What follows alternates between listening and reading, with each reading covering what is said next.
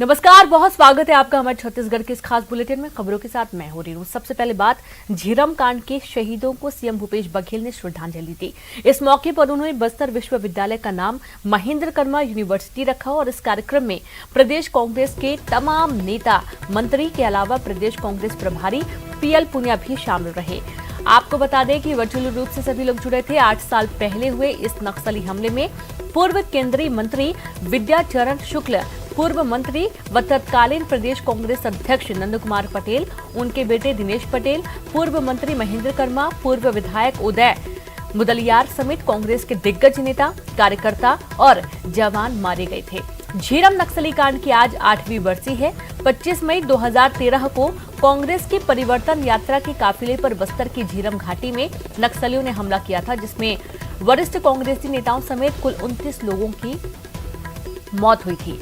श्रद्धांजलि सभा के बाद सीएम भूपेश बघेल ने झीरम हमले की जांच को लेकर केंद्र सरकार पर निशाना साधा और कहा कि दाल में कुछ काला जरूर है। अभी तक छत्तीसगढ़ को इस मामले में न्याय नहीं मिला है। उन्होंने कहा कि जब तक इस मामले की तह में नहीं चले जाते, तब तक हम चैन से नहीं बैठेंगे।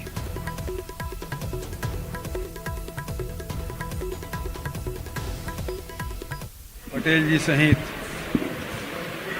विद्याचरण जी शुक्ल, महेंद्र कर्मा जी, उदय मुदलियार जी, योगेंद्र शर्मा जी, दिनेश पटेल जी सहित हमारे पार्टी के कार्यकर्ता और पुलिस के जवान शहीद हुए थे, उन्हें मैं अपना विनम्र श्रद्धांजलि अर्पित करता हूँ। राज्य सरकार चाहती है कि इसकी जांच हो, क्योंकि वो घटना राजनीतिक आपराधिक षड्यंत्र था, सुपारी किलिंग थी। दुर्भाग्यजनक बात यह है, केंद्र सरकार नहीं चाहती कि राज्य सरकार जांच करे, एनआईए कोर्ट के शरण जाती है।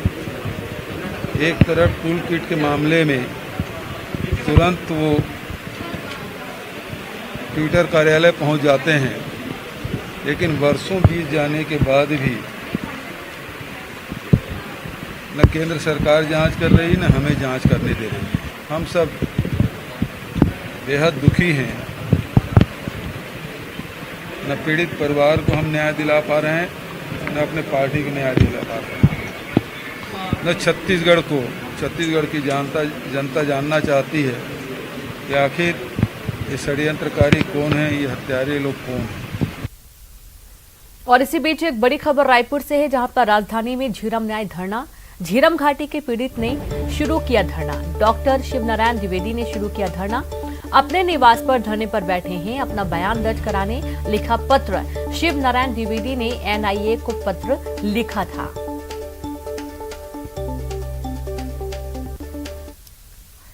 तो वहीं रायपुर से बड़ी खबर है, टूल किट पर तकरार अभी भी जारी है। टूल किट मामले पर सीएम ने साधा निशाना।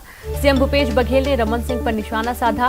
कथित टूल किट को बताया मैनिपुलेटेड मीडिया। ट्विटर ने बताया मैनिपुलेटेड मीडिया। 1000 बार झूठ बोलने से झूठ नहीं होता सच। अब ऐसी संघ दीक्षा नहीं आएगी काम, सीएम ने लिखा।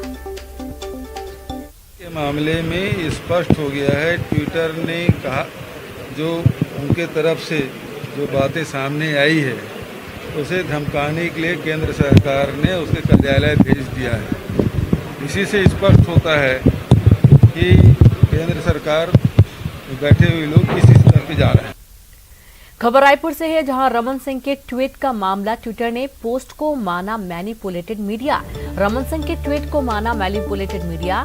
पीसीसी आईटी सेल के महासचिव ने की थी शिकायत, जहां आयुष पांडे ने की थी मामले की शिकायत। टूल किट पर पोस्ट को लेकर ट्विटर से लिखित में की थी शिकायत। ट्विटर ने इस पोस्ट को माना मैनिपुलेटेड मीडिया। बड़ी खबर है रायपुर से।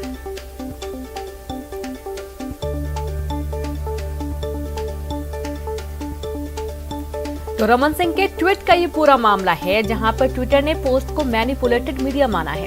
रमन सिंह के ट्वीट को मैनिपुलेटेड माना गया। रमन सिंह ने जो टूल किट को लेकर निशाना साधा था, लिखते हुए पीसीसी आईटी सेल के महासचिव ने इसकी शिकायत की थी। लिखित तौर पर ट्विटर पर पोस्ट को लेकर ट्विटर से लिखित में शिकायत की गई थी पीसीसी आईटी सेल के महासचिव ने शिकायत की थी। ट्विटर ने इस पोस्ट को मैनिपुलेटेड मीडिया माना।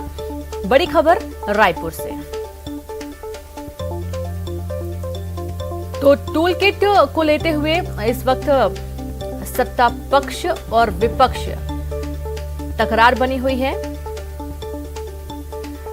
और साथ ही न्यूज 18 छत्तीसगढ़ एडिटर प्रकाश चंद्र होता जी जुड़ गए। प्रकाश जी, अब टूल किट को लेकर जो तकरार है वो लगातार बढ़ती ही जा रही है। अब यहां पर जब पीसीसी आईटी सेल के महासचिव ने ट्विटर से शिकायत की तो ट्विटर ने भी माना है कि जो पोस्ट रमन सिंह जी का था वो मैनिपुलेटेड था। देखिए, निश्चित रूप से ये आयुष पांडे जो जनरल सेक्रेटरी है, उन्होंने ये शिकायत की थी कांग्रेस पार्टी की कि जो रमन सिंह ने टूल किट को लेकर जिक्र किया है, जो पोस्ट किया है, वो ट्विटर के नियम के विरुद्ध है और ये मैनिपुलेटेड मीडिया है।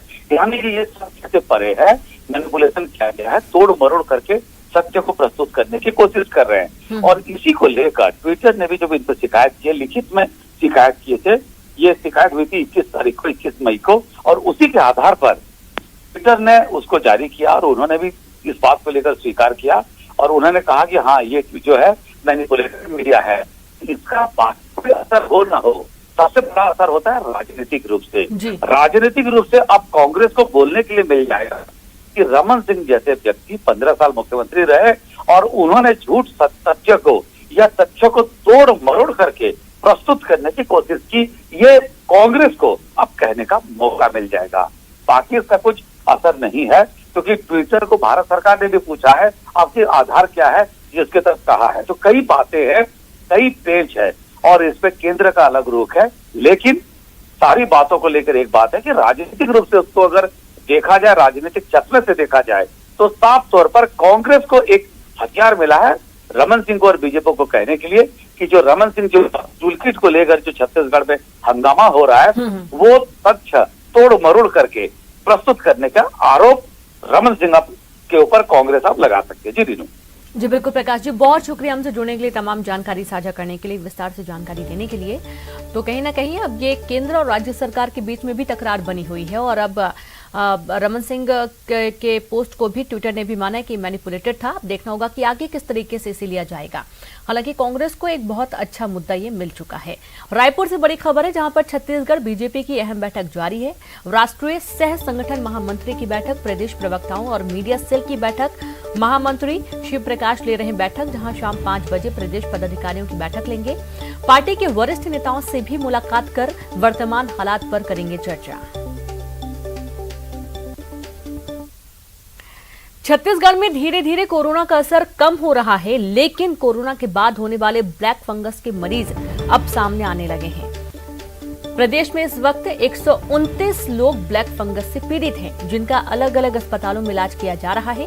इनमें से 40 मरीज ऐसे हैं जिन्हें रोज एम्फोटेरिसिन बी इंजेक्शन देना पड़ रहा है।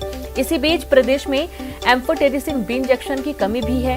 राज्य में इस वक्त 2000 से ज्यादा इंजेक्शन की जरूरत है, लेकिन अभी राज्य को सिर्फ 550 इंजेक्शन मिले हैं। डॉक्टरों का कहना है कि इंजेक्शन की ये संख्या नाकाफी है। दवा कॉर्पोरेशन CGMSC ने 2000 इंजेक्शन का ऑर्डर दिया है।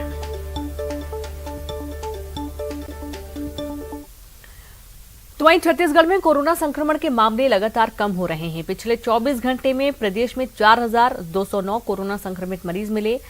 इस दौरान 8685 लोगों ने कोरोना को मात दी। बीते 24 घंटे में कोरोना संक्रमण से 60 मरीजों की मौत हो गई। सबसे ज्यादा 9 लोगों की मौत रायगढ़ जिले में हुई है। वहीं सबसे ज्यादा 423 मरीज कोरिया जिले में मिले हैं। इसके अलावा रायगढ़ में 357, सरगुजा में 334, सूरजपुर में 328, बलरामपुर में 303, जांजगीर में 227, जशपुर में 223, बलौदाबाजार में 222, कोरबा में 184 और रायपुर जिले में 175 नए कोरोना संक्रमित मरीज मिले। बात करें छत्तीसगढ़ में अब तक के कुल कोरोना संक्रमण मरीजों की, तो अभी तक 9,53,209 लोग कोरोना से संक्रमित हो चुके हैं, जिनमें से 8,79,625 लोग स्वस्थ हो चुके हैं। जिसके बाद इस वक्त प्रदेश में 60,938 कोरोना संक्रमण के एक्टिव केस बाकी हैं। अभी तक कोरोना से 12,646 लोगों की मौत हो चुकी है। सूबे में कोरोना संक्रमण दर घटकर 5.67% रह गई। पिछले 15 दिनों में कोरोना संक्रमण की दर में लगातार गिरावट जारी है। प्रदेश के 25 जिलों में पॉजिटिविटी रेट 8% से नीचे आ गया है। 3 जिले सूरजपुर, धमतरी और रायगढ़ में पॉजिटिविटी रेट 8% से ज्यादा है। लॉकडाउन को लेकर छत्तीसगढ़ में नए दिशा निर्देश जारी किए गए हैं। राज्य सरकार ने सभी कलेक्टर और एसपी को निर्देश जारी कर दिया है। निर्देश के मुताबिक जिन जिलों में पॉजिटिविटी दर 8% या उससे कम है, वहां सभी दुकानें, बाजार, मॉल खोलने की अनुमति दी गई है। यहां बिना किसी पाबंदी के शाम 6 बजे तक दुकानों का संचालन किया जाएगा।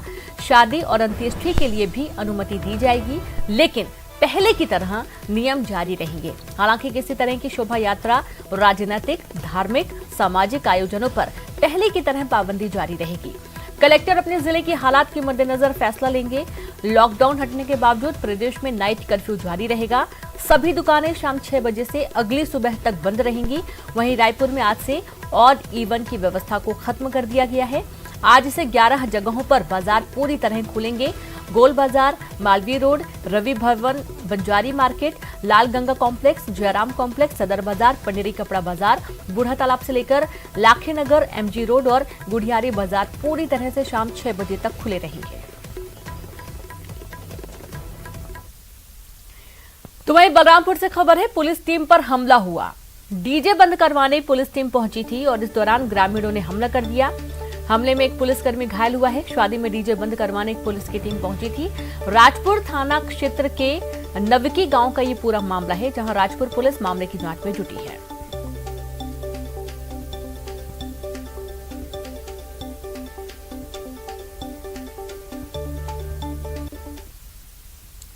और जांजगीर चांपा से खबर है, जहां पर नाबालिग से छेड़खानी की गई। घर में घुसकर नाबालिग से छेड़खानी का मामला सामने आया है। छेड़छाड़ का फरार आरोपी गिरफ्तार हो चुका है। 21 मई से फरार था आरोपी।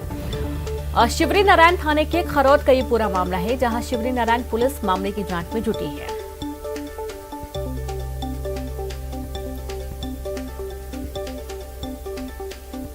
तो जांजगीर चांपा से बड़ी खबर है, जहां पर नाबालिग से छेड़खानी करने वाले युवक को पुलिस ने हिरासत में ले लिया है। शिवरी नारायण पुलिस की ये बड़ी कार्रवाई और इसके चलते जो नाबालिग छात्रा थी वो काफी परेशान थी। जांच की गई, आरोपी को गिरफ्तार कर लिया गया है। पिछले कुछ वक्त से फरार चल रहा था, 21 मई से फरार था। छेड़खानी का आरोपी पुलिस हिरासत में आ चुका है। तो वहीं कवर्धा में रेप के एक आरोपी को बचाने के लिए पीड़िता को ही जेल भेजने का मामला सामने आया है। जेल से छूटी रेप पीड़िता ने ये गंभीर आरोप रिंगाखार थाना प्रभारी पर लगाए हैं। पीड़िता के मुताबिक रेप के आरोपी को बचाने के लिए थाना प्रभारी ने उसके साथ मारपीट की और झूठे आरोपों में फंसाकर उसे जेल भेज दिया। जेल से छूटने के बाद पीड़िता ने जिले के एसपी को अपनी आपबीती बताई, जिसके बाद एसपी ने जांच कर उचित कार्रवाई का भरोसा दिया है। एक दंपति आए थे जिन्होंने शिकायत की है कि उनके आस पड़ोस में रहने वाले कुछ लोगों ने उनके साथ दुष्कर्म किया है और सूचना मिलने पर, शिकायत मिलने पर हमने अग्रिम कार्रवाई के लिए थाना प्रभारी को भी निर्देशित कर दिया है। तत्काल उस पर FIR करके जांच की जाए और साथ साथ पूरे घटनाक्रम की इधर अपने हेडक्वार्टर लेवल से भी किसी सीनियर अधिकारी से जाँच कराई जाएगी। थाना प्रभारी पर भी लेन देन का आरोप लगा रहे हैं लोग। हाँ, इसीलिए मैं कह रहा था कि जो भी शिकायत उनकी तरफ से आई है उसको देखते हुए एक किसी राजपत्रित अधिकारी से भी पूरी जांच कराई जाएगी पूरे घटनाक्रम की और उसके हिसाब से जो भी सामने आएगा, जो भी तथ्य सामने आएंगे उसके हिसाब से कार्रवाई। दुर्ग में चैंबर ऑफ कॉमर्स के प्रदेश उपाध्यक्ष प्रकाश सांखला के ठिकानों पर DRI रायपुर की टीम ने छापा मारा। GST के मामले में DRI की टीम जांच कर रही है। प्रकाश सांखला के घर और दुकान पर टीम ने सुबह 8 बजे छापा मारा। जांच के लिए 3 गाड़ियों से 16 अधिकारियों ने एक साथ सांखला के ठिकानों पर दबिश दी। टीम के साथ ही RPF के जवान भी मौके पर मौजूद रहे। छत्तीसगढ़ चैम्बर ऑफ कॉमर्स के प्रदेश उपाध्यक्ष प्रकाश साखला के दुर्ग स्थित महावीर नगर में जो मकान है वहां पर आज सुबह से ही DRI की टीम ने दबिश दी है। ये वही मकान है जहां पर टीम के द्वारा दबिश दी गई है। 2 मकान हैं इनके आमने सामने, जहां पर इस तरह की जांच चल रही है कि दस्तावेजों को खंगाला जा रहा है और आय व्यय से संबंधित जानकारी प्राप्त की जा रही है। जानकारी के अनुसार ये है कि करीब 16 अधिकारियों की टीम यहाँ पर पहुंची हुई है और दोनों ही स्थानों पर ये जाँच की जा रही है। सुबह से ही कार्रवाई लगातार जारी है और किस तरह की कार्रवाई है, इसमें क्या निकल कर सामने आया है, ये अभी जांच के बाद ही स्पष्ट हो पाएगा। लेकिन इनको एक सॉलिड इनपुट मिला था कुछ, उसी वजह से आज जो है इनके दुकान और मकान दोनों ही स्थानों पर आज दबिश दी गई है। तो लगातार जांच जारी है और जांच के बाद ही में कोई स्पष्ट रूप से ये कहा जा सकेगा कि किस तरह की कार्रवाई थी और क्या क्या यहाँ पर प्राप्त हुआ है। न्यूज़ 18 छत्तीसगढ़ के लिए दुर्ग से मिथिलेश ठाकुर।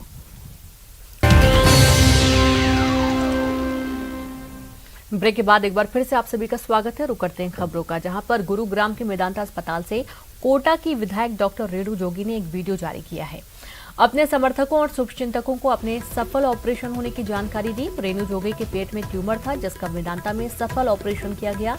वीडियो के जरिए उन्होंने कहा कि वे जल्द ही स्वस्थ होकर अपने समर्थकों के बीच पहुंचेंगे। आप सबकी शुभकामनाओं से, ईश्वर के आशीर्वाद से मैं पूरी तरह स्वस्थ होकर बहुत ही शीघ्र आप लोगों के बीच आऊँगी और आप लोगों की सेवा करने का मुझे पुनः अवसर मिलेगा। और आप लोगों ने जो मेरे लिए प्रार्थना की, मुझे अपनी प्रार्थनाओं में याद रखा, दुआओं में याद रखा, उसके लिए मैं हृदय से आपको धन्यवाद देती हूँ। कोरोना काल के दौर में टीकाकरण के लिए ग्रामीणों को जागरूक करने में स्वास्थ्य विभाग के साथ ही प्रशासन की टीम भी जुटी है।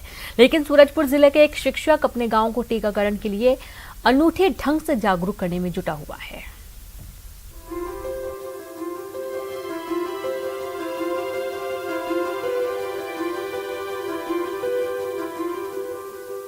तस्वीर में माइक लेकर घूमता ये युवक कोई कोटवार या स्वास्थ्य विभाग का कोरोना वॉरियर नहीं है।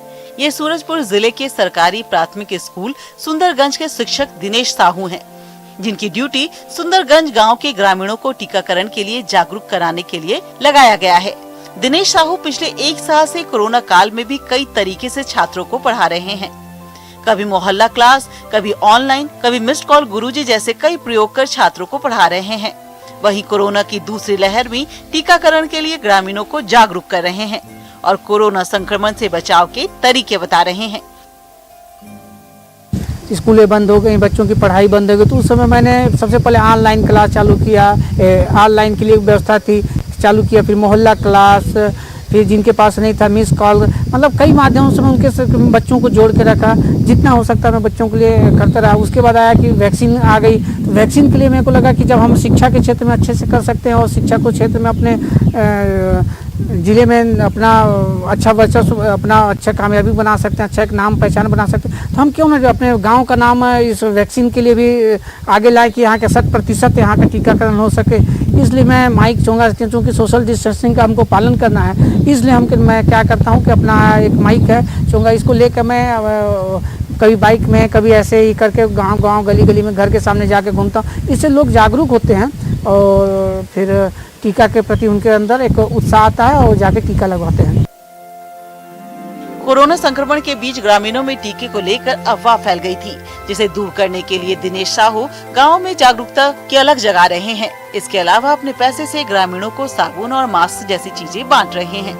दिनेश साहू की इस मेहनत का असर भी दिख रहा है और लोग टीकाकरण के लिए सेंटर तक पहुंच रहे हैं।